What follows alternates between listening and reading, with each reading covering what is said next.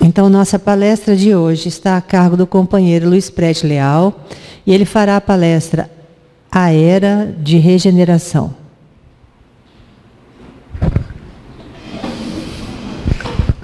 Caríssimos, muito boa noite. Nós agradecemos a Deus, aos mentores e dirigentes desta casa, pela oportunidade de estar aqui mais uma vez, tratando da divulgação da doutrina dos Espíritos e do Evangelho de Jesus. Vamos conversar um pouco hoje sobre a era de regeneração. Todos nós, sem dificuldade nenhuma, podemos observar que a superfície do planeta está modificada e que o perfil dos habitantes mudou. É sobre isso que nós vamos conversar um pouco. Em o Evangelho segundo o Espiritismo, no capítulo que fala sobre o progresso dos mundos, tem uma passagem muito interessante. Conforme a lei do progresso, a Terra já esteve em um estado moralmente inferior e, sob essa mesma lógica, alçará um grau superior. Capítulo 3, item 19. E aqui, quando nós falamos que esteve em um estado moralmente inferior e irá para um estado moral superior, principalmente por se tratar da obra O Evangelho segundo o Espiritismo, nós estamos falando do perfil do habitante e não da estrutura do planeta em si. Nós não temos uma melhoria moral na superfície do planeta. Mas em a Gênese, no capítulo São Chegados os Tempos, nos diz que a Terra chegou a um período de transformação e, inevitavelmente, se elevará na categoria dos mundos. Aí sim nós estamos falando da estrutura do planeta. Isso está no capítulo 18. Essas duas mensagens nos falam da existência de planetas. Na casa do Pai há muitas moradas e de uma certa gradação de planetas. Então, na obra espírita tem uma classificação, ela é genérica, porque em bilhões de globos, de orbes, não tem como você classificar cada um. Mas, em linhas gerais, nós temos os chamados mundos. Andiamo. Mundos primitivos, mundos de provas e expiações, mundos de regeneração, mundos ditosos e mundos divinos. Nós estamos em uma transição, saindo da condição de provas e expiações para a condição de regeneração. Essas transições do planeta, elas têm interseções. Nessas interseções que permeiam as transições, há o conflito entre aqueles que não querem que as coisas mudem e aqueles que vieram trazer o novo. E, como sempre acontece, é um filme que já sabemos o final, aqueles que tentam deter a roda do progresso serão atropelados por ela. Isso está em O Livro dos Espíritos, no capítulo da Lei do Progresso. Nessas interseções, nós temos leis e revelações divinas que orientam a caminhada. Sob a regência da lei de sobrevivência, nós recebemos o Antigo Testamento. Sob a regência da fase de provas e expiações, da lei de causa e efeito, nós recebemos o Novo Testamento. E agora, sob a regência da fase de regeneração e na lei do amor, nós recebemos a revelação espírita. Esse é o esqueleto da exposição. Nós vamos desenvolver todo o raciocínio em cima dessas transições e dessas leis, para, a partir delas e da doutrina dos espíritos, compreender esses movimentos evolutivos. Vamos lá? Nós pegamos aqui a população mundial na época da lei de sobrevivência, que vai do ano 100.000 a.C. ao ano 1. A população mundial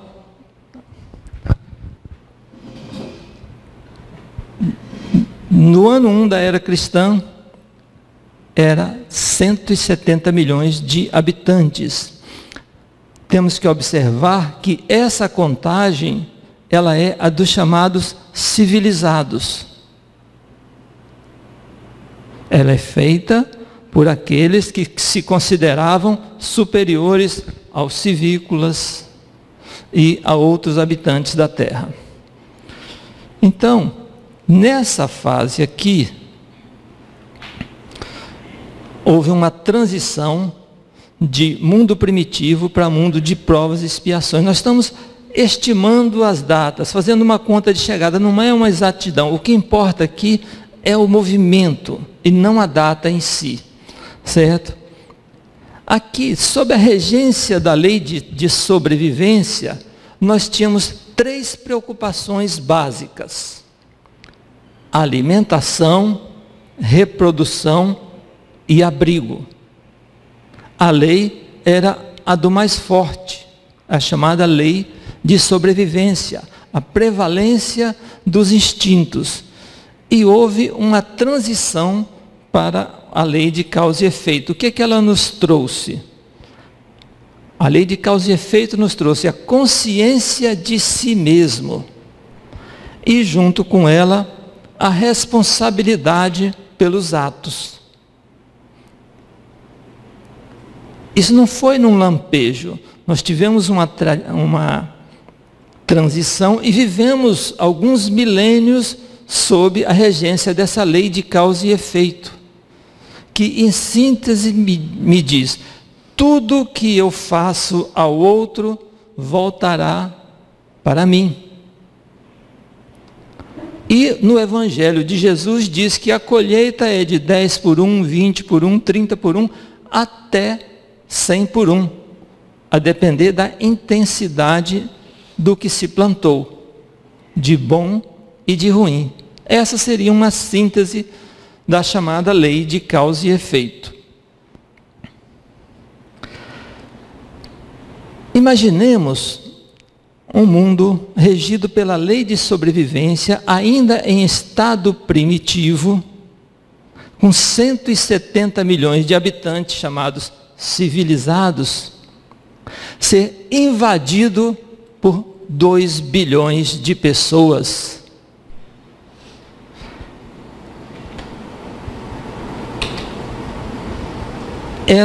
Esse é um gráfico de ocupação do planeta ano a ano.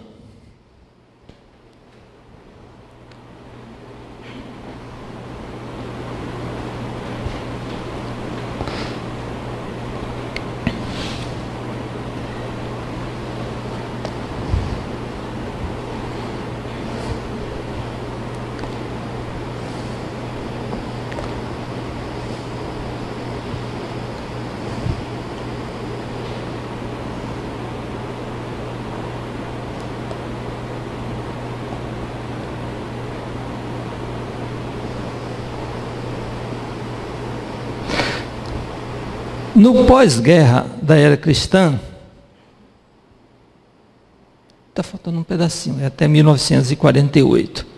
São 2,5 bilhões de habitantes. No pós-guerra da era cristã, a Terra recebeu, do ano 1 ao ano 1950, 2 bilhões e 300 milhões de habitantes. Então, eu que estava na Terra em estado primitivo, que eu podia ir para onde quisesse, caçar, pescar, viver, procriar, andar pelo planeta afora, passei a ter 2 bilhões de pessoas que começaram a colocar fronteiras, cercas, limites, soberania, lei, que ao invés de procriação, abrigo e alimentação, começaram a se preocupar em extração, transformação e distribuição de bens e serviços. Imagine o estresse desse habitante primitivo,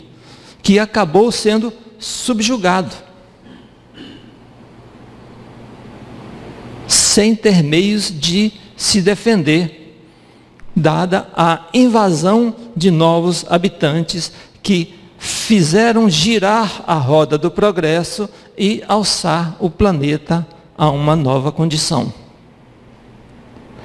Nós citamos esse exemplo da transição de mundo primitivo para mundo de provas e expiações para compreender o que estamos vivendo nesse momento, porque nós estamos também numa interseção.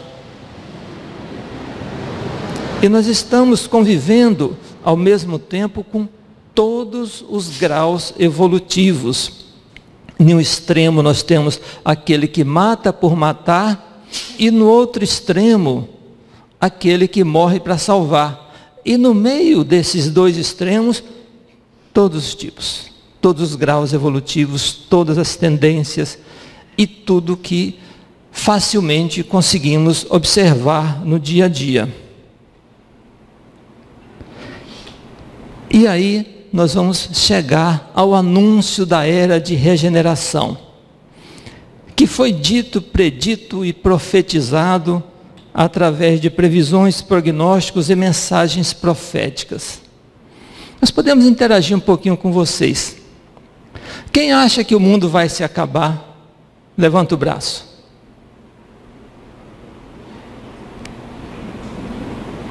Algum de vocês tem data? Que um dia vai se acabar, vai. Então, quem acha que não vai, está certo. Quem acha que vai, está errado. No curso da história, nós tivemos diversas mensagens com as mais diversas interpretações. Na Bíblia, em Ezequiel 38 e 39, fala-se da guerra do príncipe Gog, vindo das terras de Magog, e da volta de Jesus. Diz que Jesus antes veio como pacificador e depois voltará como guerreiro, e que o centro do mundo será em Jerusalém, onde Deus habitará. Essa é uma dos prognósticos do futuro da humanidade. No Apocalipse não dá para saber nada além de destruição. Não tem assim, não é possível uma leitura coerente dos textos e que a gente possa transcender o que se lê para o que se observa. O Apocalipse, tal qual as profecias de Michel de Notre Dame, elas são lidas de trás para frente, ou seja, nós observamos um fato e vamos analisar para ver se aquele fato coincide com o texto escrito. Nós temos as profecias de São Malaquias. São Malaquias, ele fez predições sobre todos os papas, desde o primeiro até o último. E segundo São Malaquias, nós estamos no último papa da Igreja Católica, e aí a Igreja teria cumprido a missão dela sobre a terra. E ele anuncia profecias sobre todos. E fala do fim do mundo, logicamente. Nostradamus, nós falamos. Calendário maia, que era um calendário agrícola do povo maia, que era um povo civilizado e com um avanço científico significativo, deixou alguns textos escritos e que também conduzem à destruição do planeta. O astro intruso, planeta Hercólobus e outros nomes que se dão, alguns falam até de planeta chupão, que seria um astro com a vibração, ele está sendo assistido, não se preocupem. um astro cuja vibração atrairia aqueles menos evoluídos, aqueles que não teriam condições de habitar na Terra no período de regeneração. Há também o chamado, fugiu o nome agora.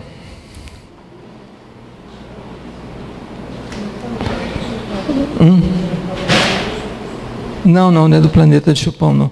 Aqui fala da órbita da Terra, que a órbita estaria orbitando naquela linha vermelha e na interseção ela passaria a orbitar na linha amarela por 2.160 anos e haveria uma transformação imediata de todos os habitantes. O que também, ao nosso ver, não é possível. Aos que falam, há uma mensagem que fala da possibilidade de inversão dos polos da Terra, em que o sul iria para o norte e o norte iria para o sul, e tudo mudaria. E há as profecias de Nossa Senhora de Fátima que anunciam a primeira, a segunda e a terceira guerra e a destruição de tudo. Tem mais 4 ou 5 outras leituras nessa mesma linha. E aí, sobre essas leituras do futuro, o que é que nós trouxemos aqui? Análise da informação.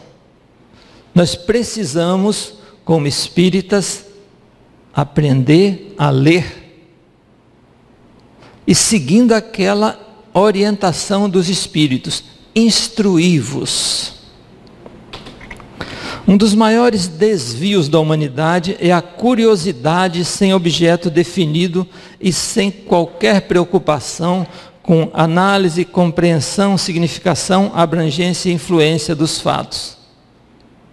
Quem já repassou uma mensagem do Facebook, Messenger ou WhatsApp sem refletir, sem saber se é possível, sem saber a origem?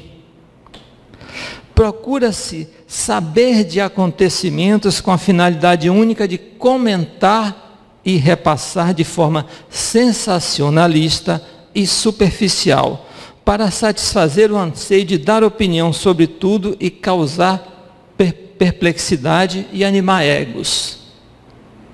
Então, a primeira coisa que nós precisamos ter consciência é que aquilo que repassamos vai com a nossa impressão digital. Que da mesma forma que temos responsabilidade sobre os nossos atos, nossas palavras e nossos pensamentos, também temos responsabilidade sobre aquilo que repassamos para os outros. Nós nos tornamos coautores. Nós estamos dizendo que esse texto procede, é verdadeiro, deve ser lido e transmitido. E depois de repassado, não dá para voltar atrás. Ainda seguindo essa orientação de análise da informação, nós trouxemos aqui uma orientação filosófica extraída da obra Discurso do Método, de René Descartes. Nós resumimos 4 pontos que ele nos coloca para a análise da informação. Esses 4 pontos, juntamente com a doutrina de Aristóteles, é que forma a base de todo o conhecimento científico universal. Primeiro, nunca aceitar algo como verdadeiro que não conheça claramente como tal, evitando a pressa e a prevenção, de modo a não ter motivo algum para duvidar. Essa é a primeira reflexão. Só aceitar aquilo que se conhece verdadeiramente como tal. Repartir as dificuldades em tantas parcelas quanto forem possíveis e necessárias, a fim de melhor solucioná-las. Sai uma manchete em A Gazeta: a classe média é a que mais paga impostos no Brasil. Sim, E daí? Em todo o mundo é assim, porque a classe média é quem mais paga imposto, que é onde está concentrada a maior renda. A quantidade de... os números da classe pobre não alcançam da classe média, nem os números dos mais ricos. A soma da classe média, essa classe média que... Então, ou seja, é uma mensagem sensacionalista, mas que não traz novidade nenhuma. Que não precisaria ser repassada, que é um fato redundante, como muitos outros e muitas outras manchetes, que sem uma análise de contexto, a gente está repassando para frente e sentimos a necessidade de ler o jornal para ter assunto para conversar com os outros. Precisamos pensar bastante sobre isso. Conduzir os pensamentos por ordem, iniciando pelos objetos mais simples e mais fáceis de conhecer até os mais compostos. Isso a gente aprende comendo mingau quente. Não enfia a colher no meio e bota na boca que a gente se queima. Vai comendo em volta, daqui a pouco a gente consegue comer o mingau todo. Não enfrenta a dificuldade pelo centro, porque ela é maior que você. Mas vai andando em círculo, que daqui a pouquinho você se acostuma a ela, ela diminui de tamanho. E a quarta orientação de Descartes é efetuar em toda parte comparações metódicas tão completas e revisões tão gerais para ter a certeza de nada omitir. Então, seguindo esses passos, nós podemos, assim, com segurança, transmitir uma informação. Colocar a nossa impressão digital e dizer, esse texto procede, eu refleti sobre ele e para mim faz sentido. Mesmo que esteja errado, a minha consciência não vai me cobrar. Porque eu tive critério, eu tive responsabilidade pelos meus atos. Nem o Evangelho de Jesus tem também algumas orientações com relação a esses movimentos proféticos. Nos é dito: guardai-vos, porém, dos falsos profetas, que vêm até vós vestidos como ovelhas, mas por dentro são lobos usurpadores. E a formidável orientação de Jesus: por seus frutos os conhecereis. É esse o ponto. Então nós não podemos ser imediatistas para formar opinião sobre conduta, sobre pessoas, sobre sorrisos, sobre o verniz social, sem conhecer o resultado daquilo. Tem alguns parâmetros que a gente pode usar com segurança. Quando você vê alguma coisa assim transcendental, admirável, diferente, eu imaginaria o Bezerra de Menezes fazendo aquilo.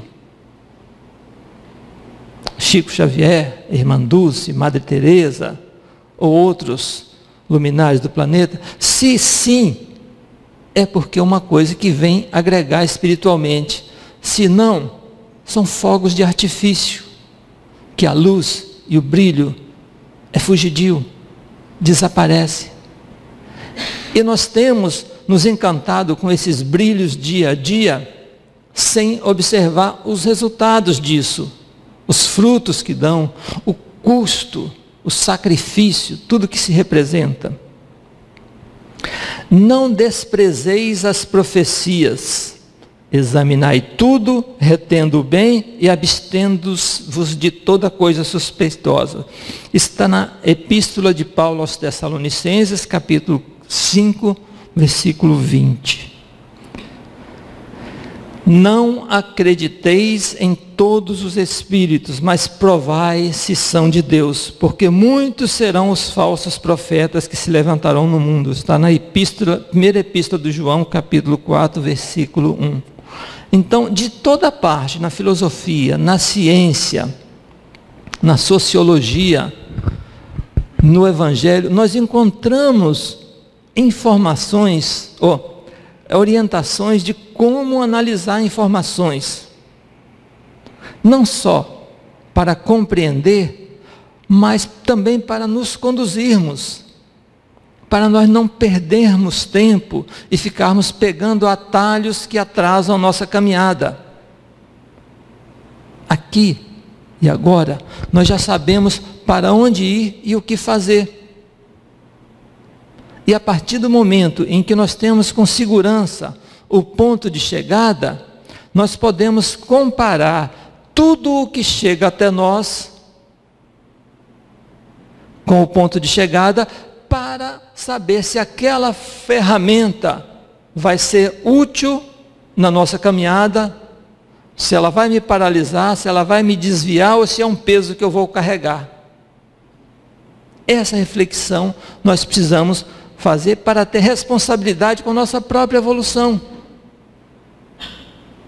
Não é pelos outros, é para parar de patinar. É para tornar a nossa caminhada mais leve, mais fluida.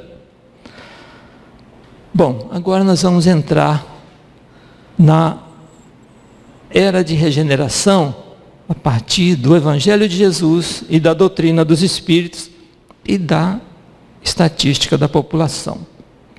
Na transição do mundo de provas e expiações para a regeneração, nós estamos saindo da lei de causa e efeito para a lei de amor. Isso vai nos exigir não só consciência de si mesmo, como agora consciência do outro. E ao invés da responsabilidade, vai nos exigir a solidariedade. E ao invés de aquilo que eu faço ao outro volta para mim,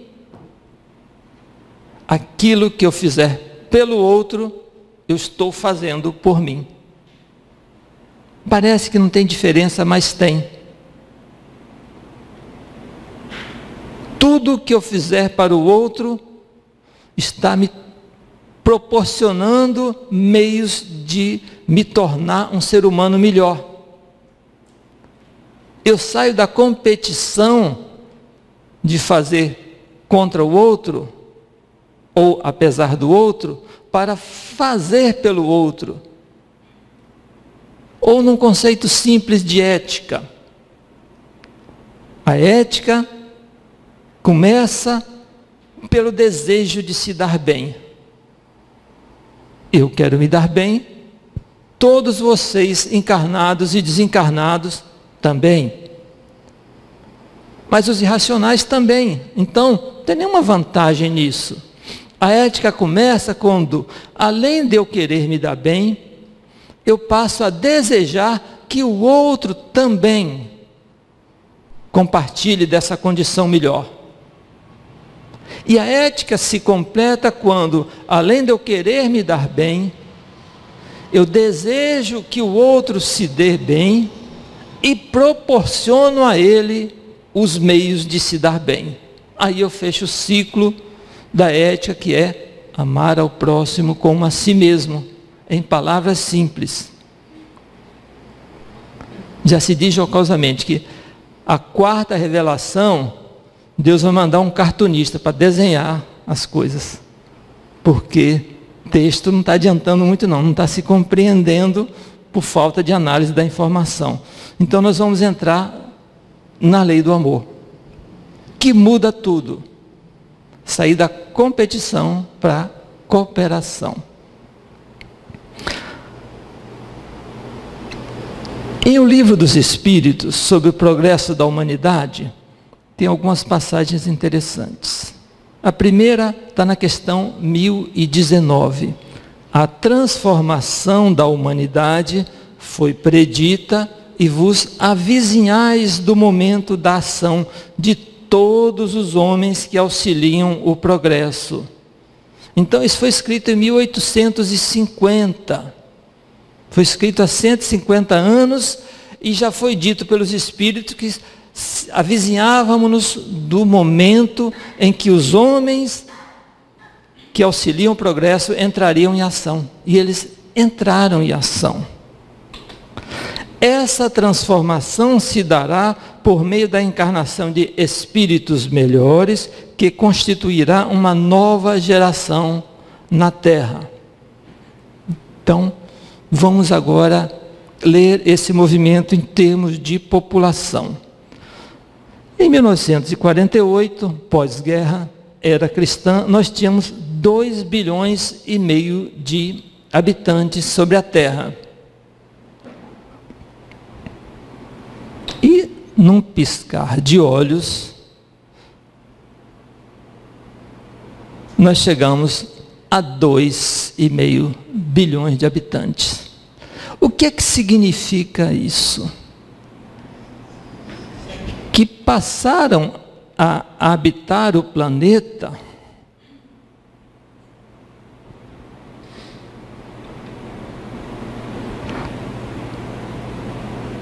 vou voltar um pouquinho. 5 novos bilhões de habitantes.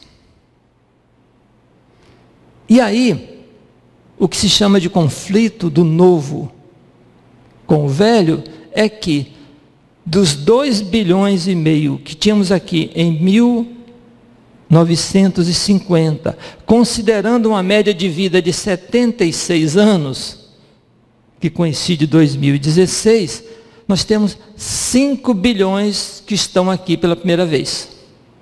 Isso é matemático. 5 bilhões de novos habitantes, que estão fazendo com esses 2,5 bilhões o mesmo que a turma de 2 bilhões de espíritos que encarnaram na transição para primitivo, trouxeram a extração, transformação e distribuição. Esses estão trazendo a tecnologia, aperfeiçoamento de métodos. E aí aqueles de nós saudosistas querem manter as coisas como estão. Não querem ter o incômodo da mudança. E estão sendo arrastados pelo novo. Não adianta resistir. Tudo mudou. É um movimento chamado de disrupção. Disrupção não é só uma mudança para melhor. É um método novo de se fazer a mesma coisa.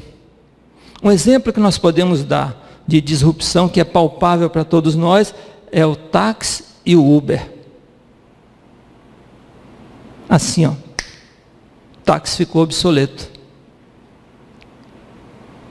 É esse o movimento que esses 5 bilhões de novos habitantes trouxeram para nós. E quem são eles?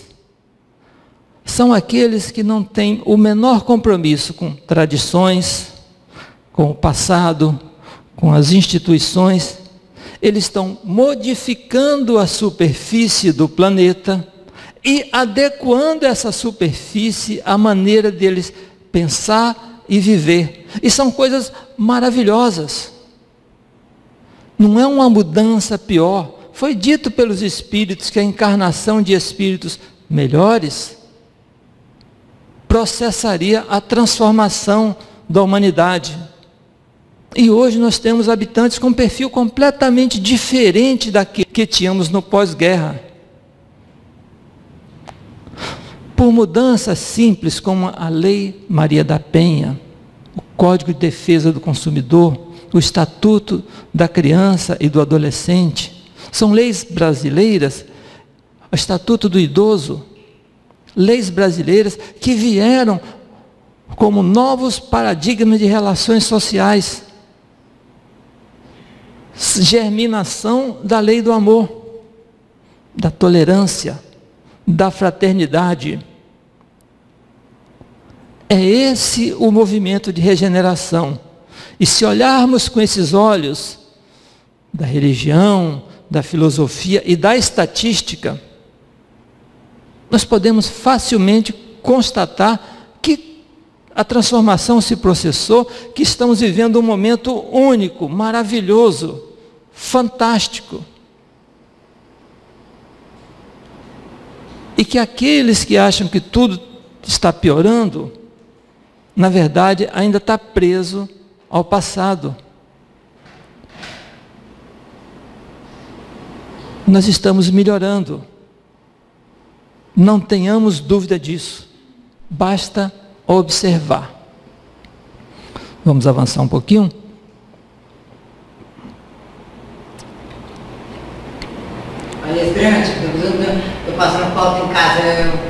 uma cesta. Com certeza Deus proverá. Só aguarda a gente terminar a palestra, tá bom? Anúncio da regeneração no Evangelho de Jesus. Vamos lá? Quais foram as missões de Jesus aqui no planeta Terra, na encarnação dele? Primeira, anunciar o reino de Deus e sua justiça. Implantar a lei do amor entre os homens. Ele veio aqui fazer só isso.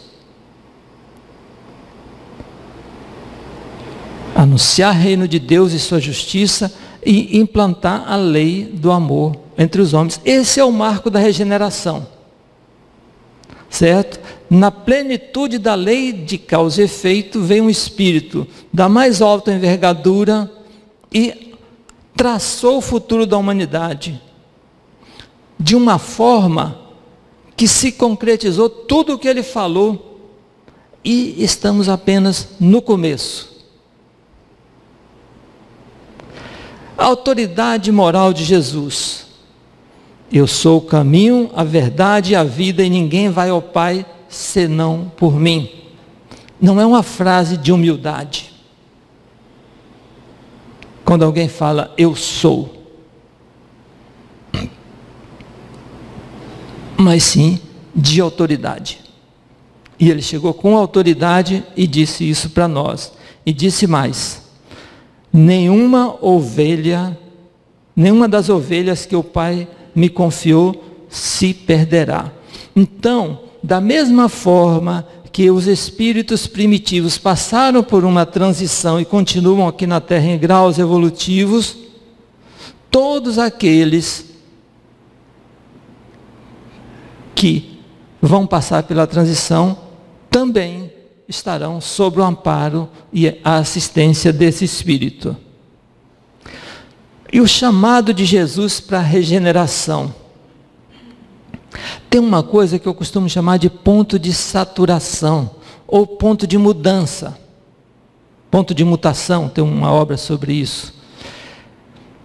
É quando eu não aguento mais determinada coisa, em que eu chego para mim mesmo e digo: não vale a pena viver para continuar desse jeito. E aí a mudança que nasceu dentro de mim chega às pontas dos dedos, a ação, e ocorre a transformação. Então, quando Jesus diz: vinde a mim, todos vós que estáis cansados, oprimidos, e eu vos aliviarei, vinde a mim todos aqueles que já não aguentam mais o materialismo, o formalismo, a superficialidade, o imediatismo. O chamado é para esses que não aguentam mais ouvir coisas que não ecoam na realidade, ouvir orientações que não coincidem com o que os olhos veem ou com o efeito das coisas. Tomai sobre vós o meu jugo e aprendei de mim, que sou manso e humilde de coração. O que é que Jesus veio ensinar?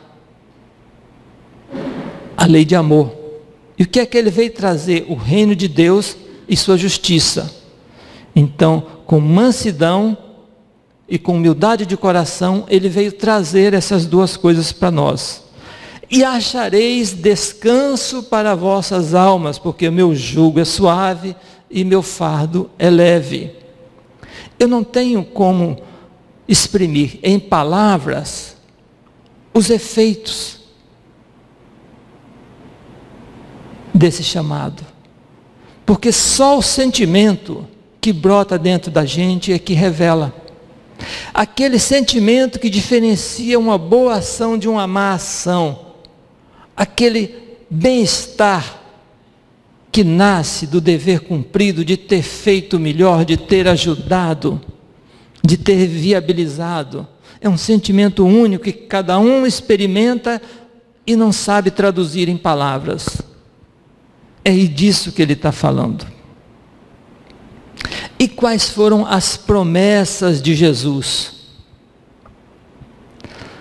Eu rogarei ao Pai e Ele vos dará outro Consolador que ficará convosco para sempre. Isso está no Evangelho de João, capítulo 14, versículo 32.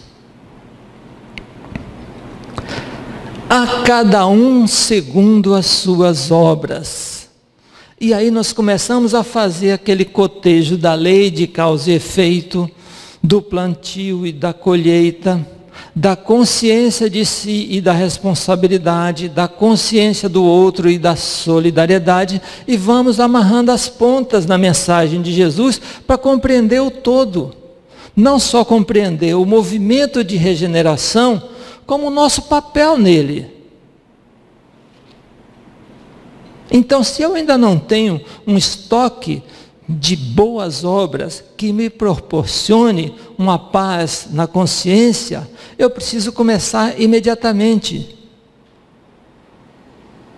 Mas como toda ação, ela tem que ser precedida de um bom planejamento para ser bem-sucedida, eu preciso planejar.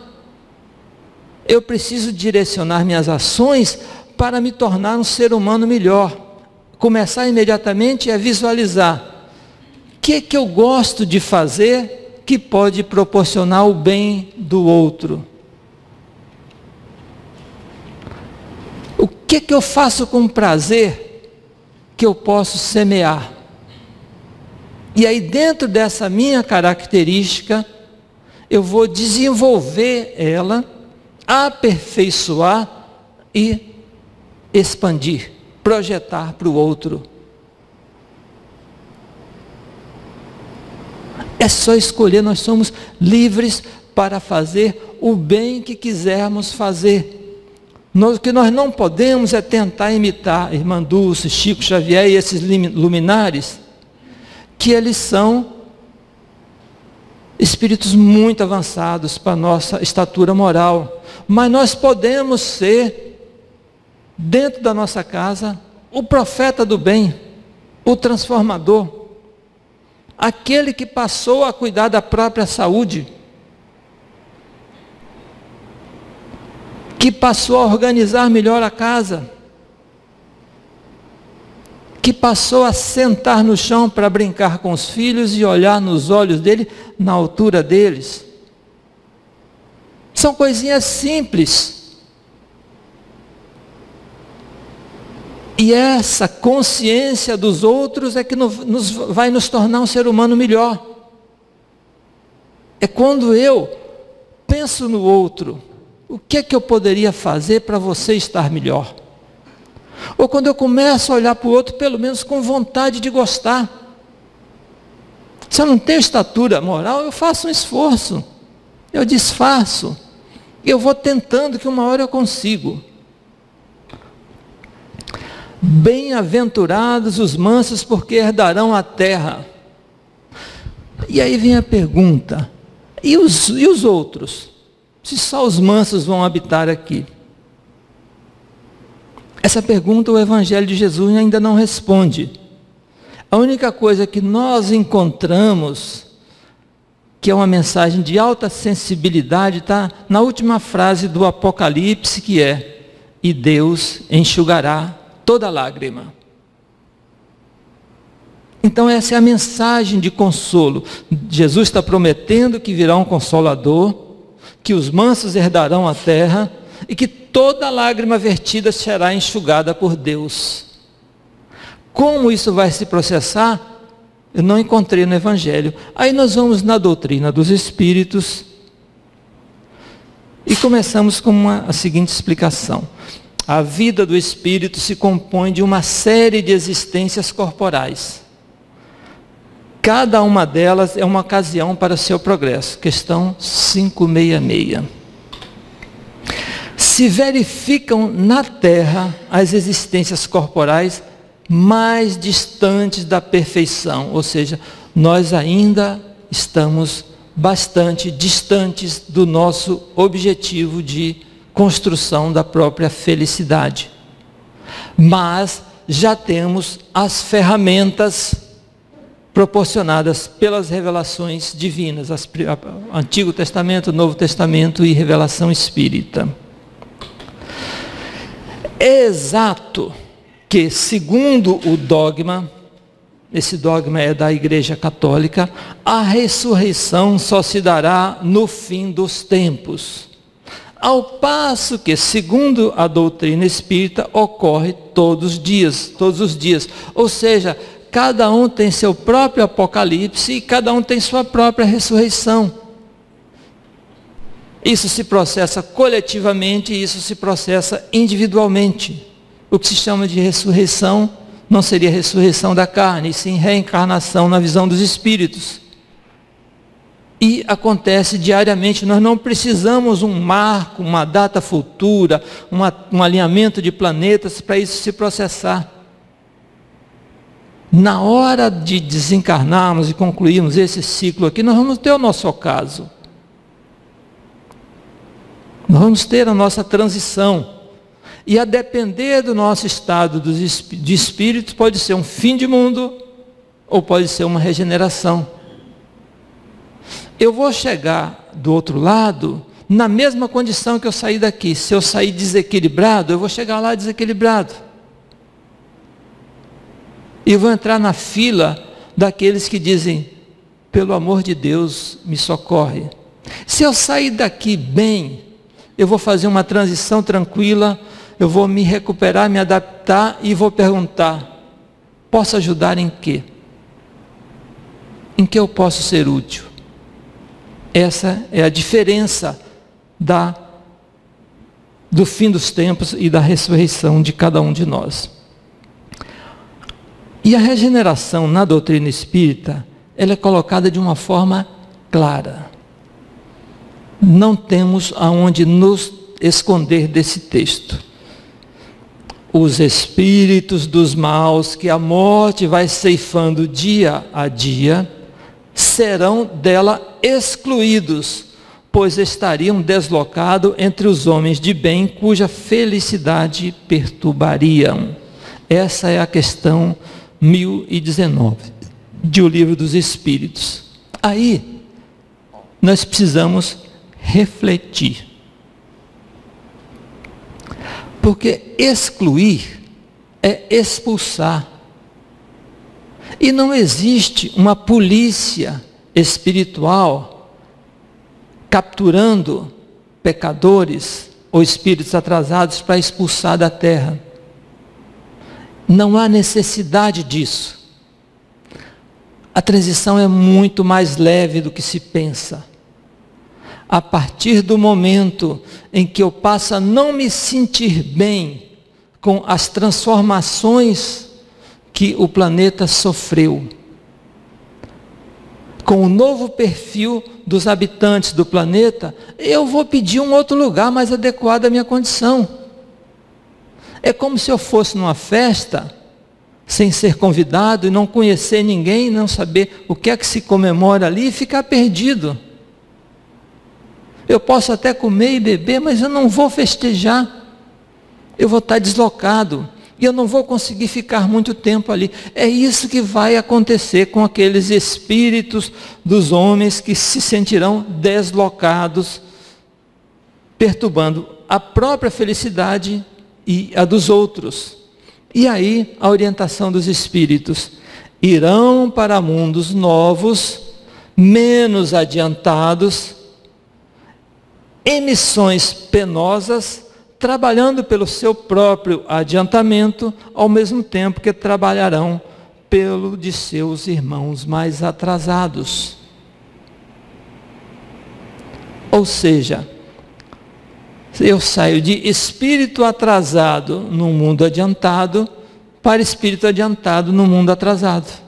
Essa é a transição.